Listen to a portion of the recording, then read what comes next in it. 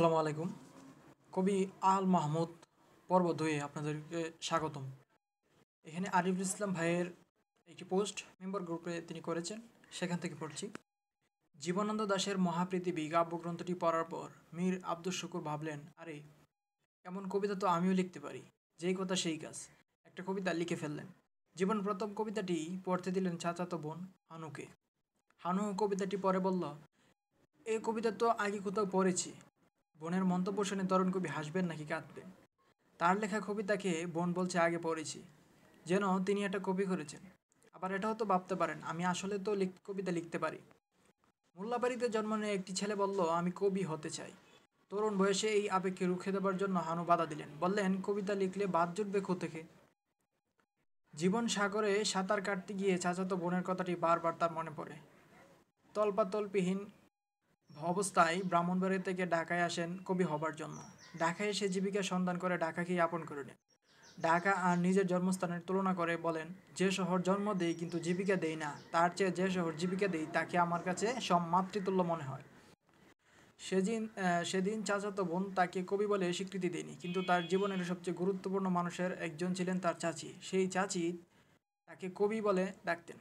গ্রামের মানুষরাও তাকে কবি বলে ডাকত, অথচ তখনও তার কোনো কবিতা প্রকাশিত হয়নি। মোল্লাবাড়িতে জন্মগ্রহণ করা আল মাহমুদকে একসময় মানুষ বিশ্ববাসীদের বিশ্বাসীদের কবি সম্বোধন করে। অথচ জীবনের প্রথম দিকে নিজের বিশ্বাস নিয়ে দোদুল্যমান ছিলেন এই কবি। তার মা বাবাকে অভিযোগ করতেন, তোমার ছেলে তো বইটই পড়ে নাস্তিক হয়ে গেছে। বাবা মায়ের কথা কানে নিতেন না। তিনি ভাবতেন, এই ছেলে বিভ্রান্ত হতে পারে, সে অবশ্যই ফিরে আসবে। আল মাহমুদ জীবনের মধ্যখানেও ফিরে আসেন। 1978 সালে হজে যান। হজ করে আসার পর প্রগতিবাদী কবিরা তাকে মৌলবাদী বলে আখ্যা দেয়। তাদের মৌলবাদী আখ্যা খেয়ে বুড়ো আঙ্গুল দেখিয়ে কবি লিখলেন বখতিয়ারের ঘোড়া কাব্যগ্রন্থটি। এতদিন তার যত বন্ধু শুভাকাঙ্ক্ষী জুটেছিল, এই কাব্যগ্রন্থ লেখার পর সবাই তার বিরুদ্ধে চলে যায়। এই কাব্যগ্রন্থ তাকে আবার নতুন করে মৌলবাদী প্রমাণ করিয়ে দেয়। বিভিন্ন পত্রপত্রিকা তার লেখা প্রকাশ বন্ধ করে দেয়।